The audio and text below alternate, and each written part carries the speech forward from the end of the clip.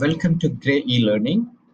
In this section, I'm going to explain how to configure IGRP dynamic routing protocol on a given network model with three routers, which are configured as shown in the figure. So in the case of IGRP, dynamic routing protocol, this is a basic configuration. We have to use the command router IGRP, then we have to give an ID for an IGRP. Then once you just configure the first line, then in the case of next line, we have to put network, then we have to enter the network mask. So by using these two commands, how we can able to configure? So we'll start from the scratch, assuming that you have a three router, they're connected to each other. So we have to assign a host name, how to assign an IP address. Then initially it's not able to ping the non-directly connected routers. Later, once you configure IGRP, you will be able to ping each other. So let me open my the network designed by using Cisco Packet Tracer. So the model is available. So the basic configuration is done. There are three routers. All the three routers I took from the router series 2911. They're connected by using Giga Ethernet cables. So let us start with the configuration. First, let me configure with the router 0. So the basic steps, we'll start with the configuration by using enable. Enter into enable mode. Then we'll enter into the configuration mode. The first, we are setting the host name. Host name I set as R1234A as shown in our design. Then I will set the host name, and I already set host name. Next one, I'm setting the enable password as a gray. After that, I'm assigning an IP address for Ethernet 0/0. And it's given as IP address is IP address 192.168.100.10. Then the network mask 255.255.255.0. Don't forget to write no shutdown command. So that's all the basic configuration for the first router. We completed the configuration, and you can check the configuration by using the command show run or show running configuration. You can see this basic configuration I already done.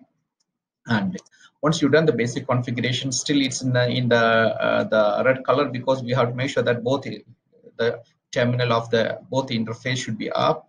Then only. So let us just start here. Go to the enable mode and then enter into the configure terminal.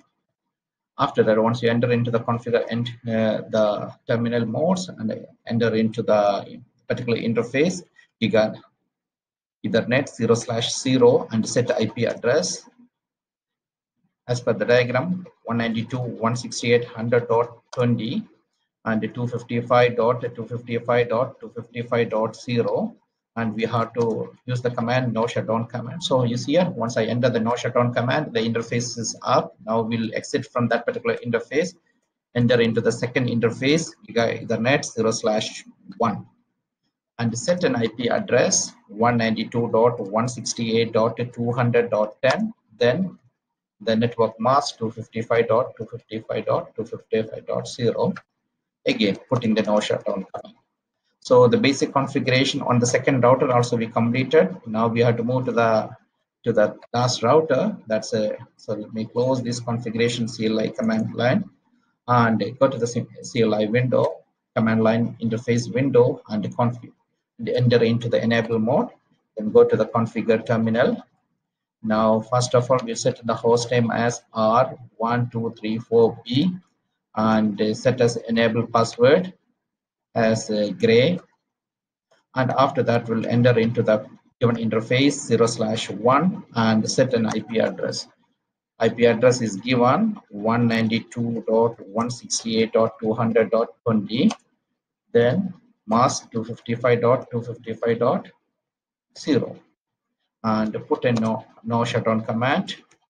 The no shutdown. So the basic all configuration we completed. So now we'll try to ping each other. So you can see the show run command. So in the show run command, first of all, we'll set a host name. Then we set the password. Then we put an interface IP address. And you can see that's only we done, and we didn't do any configuration of routers, dynamic or static, no configuration. So what will happen if we try to ping, check in the connection with the router nearest router 192.168.200.10, it will be success. because it's directly connected router. Initially you get 80, try once again, you will get it 100. But when you try to ping to the other interfaces like here this interface or like here 192.168.100.20, success will be no success rate because there is no connections to, so you can only ping to the directly connected to the interfaces. And the same way I will try to ping to other interface like router 0 entry. I will try to enter like the IP is 192.160.100.10, still the failure will be there. And the same approach, if you can try from the router 0, we are not able to ping each other. But when you try to ping from router 1, router 1 is directly connected with other two routers, you were able to ping to both router 192.168.100.10, you will be able to ping. And the same way you try to ping to the other interface 200.20, that's the interface of this particular router 2 able to. So this is able, since this router 1 is directly connected with the router 0 and the router 1, it's able to ping.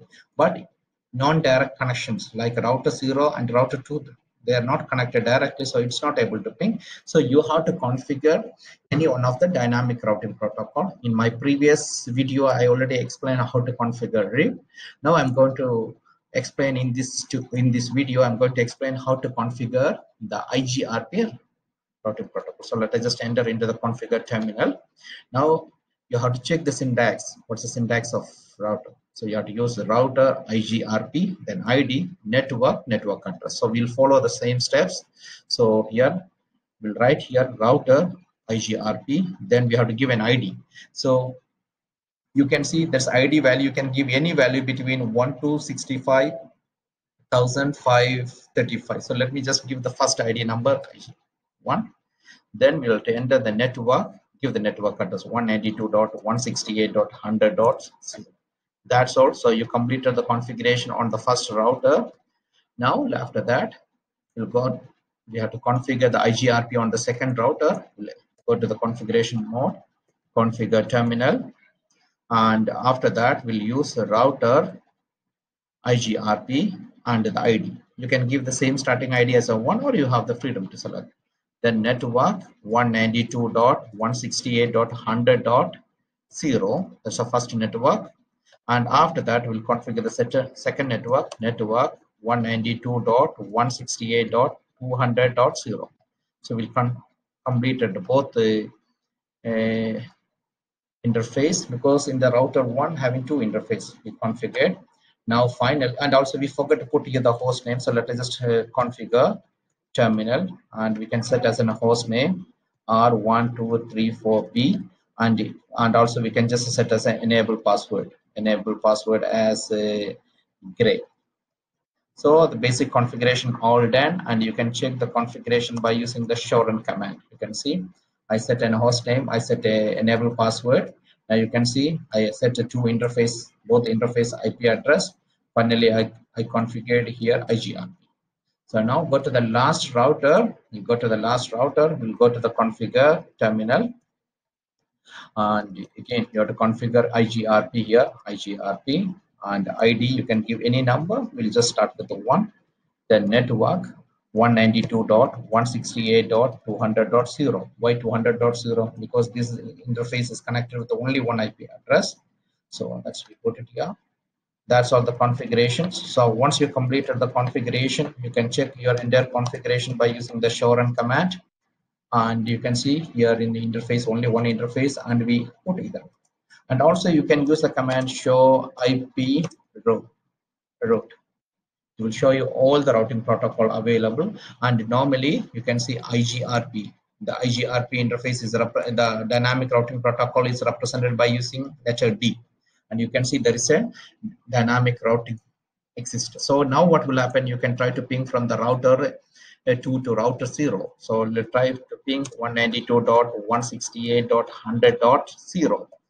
it will be able to ping because we already configured that. And also you can ping to any router, even other interface 100.20. That means we are trying to ping to this interface. Here you can, and vice versa, you try to ping from router 0 to other router, any router, and can see use the command ping 192.168.200.20. That means interface of this router to it will be able to ping.